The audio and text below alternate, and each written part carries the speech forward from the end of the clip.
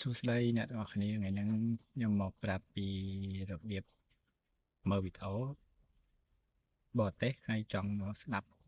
បកប្រែជាភាសាខ្មែរផ្ទាល់តែម្ដងអញ្ចឹងឥឡូវនេះយើងអាចធ្វើបានហើយពាមប្រើ AI Studio តាកុំឲ្យខាតពេលយូរយើងចូលទៅទាំងអស់គ្នាហ្មងបងយើងបើកជ្រោមមកហើយយើងចូលទៅកាន់ website AI Studio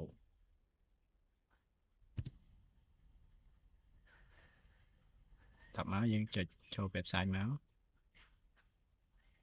ហើយ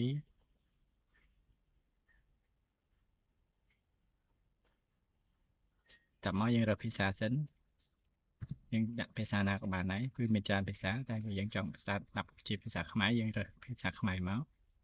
ហើយតបមកចុចលើ share audio tab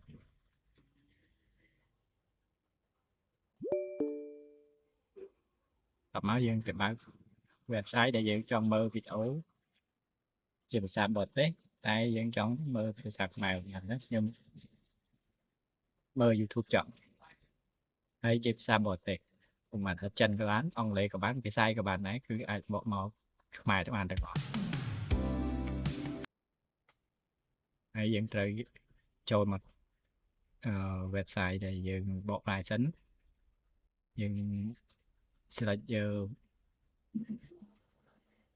YouTube ដែលយើងបើកមើលមិញហ្នឹងហើយយើងចុច select លើវាហើយយើងចុច share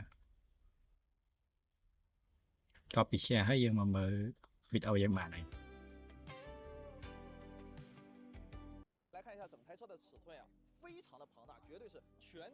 អញ្ចឹងមើលថាគាត់ចង់ថតទំហំខុសណាវាធំខ្លាំងណាស់មែនទេកម្រិតទំហំពេញលេញហ្នឹងអញ្ចឹងហើយបានជា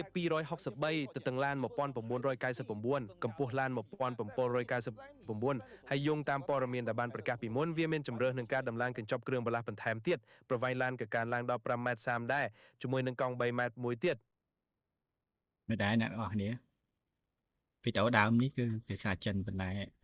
ក្រោយពីយើងបានធ្វើការបកប្រែហើយគឺវានិយាយខ្មែរបានច្បាស់ល្អមែនតើអញ្ចឹងមានតែប៉ុណ្្នឹងទេសង្ឃឹមថាអ្នកនរគ្នាពេញចិត្តហើយជួយចែកម្លែកវីដេអូនេះបន្តផងអរគុណច្រើនបាយបាយ